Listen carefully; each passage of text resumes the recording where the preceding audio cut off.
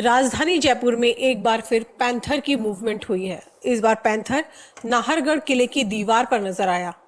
Panther को देखकर लोगों में अफरा तफरी मच गई। हालांकि पैंथर स्थानीय आबादी इलाके से काफी दूर पर था, लेकिन स्थानीय लोगों को नजर आ रहा था।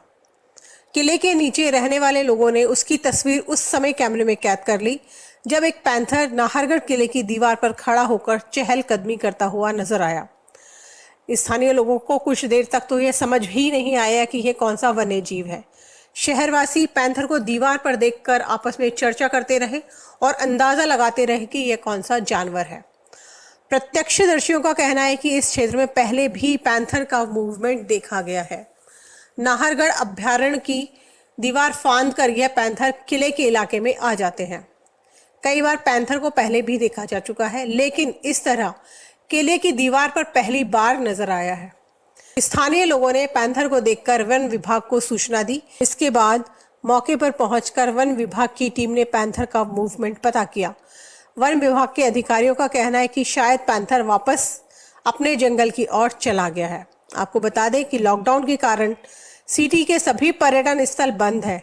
ऐसे में पूरा इलाका सुनसान है और वन्यजीव स्वतंत्र रूप से शहरी और ग्रामीण इलाकों में सड़कों पर स्वच्छंद होकर घूम रहे हैं।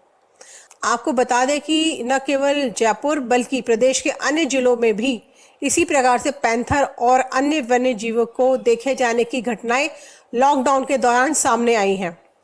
उदयपुर में गत 19 अप्रैल को पैंथर का मूवमेंट देखा गया था। उदयपुर की महाराणा प्रताप कृषि और प्रौद्योगिकी विश्वविद्यालय में इन दिनों एक पैंथर के जोड़े का राज है। यह जोड़ा कैंपस में आकर रात को मवेशियों का शिकार कर रहा है। इसी प्रकार राजसमंद की खमनौर में भी वन्यजीव अपने इलाके से निकलकर ग्रामीण क्षेत्र में आ रहे हैं।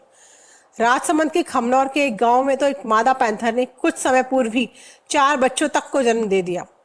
उल्लेखनीय है कि लॉकडाउन के दौरान राज्य में कई स्थानों पर वन्य जीवों के आबादी क्षेत्रों और सड़कों पर आने की घटनाएं सामने आ रही हैं।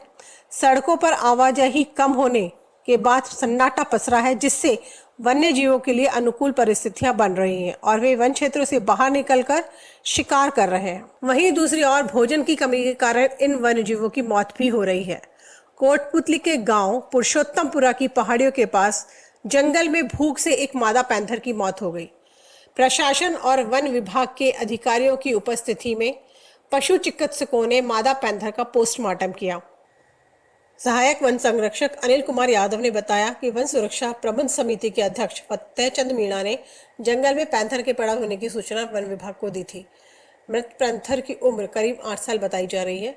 पोस्टमार्टम के दौरान उसका आमाशय पूरी तरह से खाली होने से ही अंदाजा लगाया जा रहा है कि यह कई दिनों से भूखा था और भूख से इसकी मौत हुई है।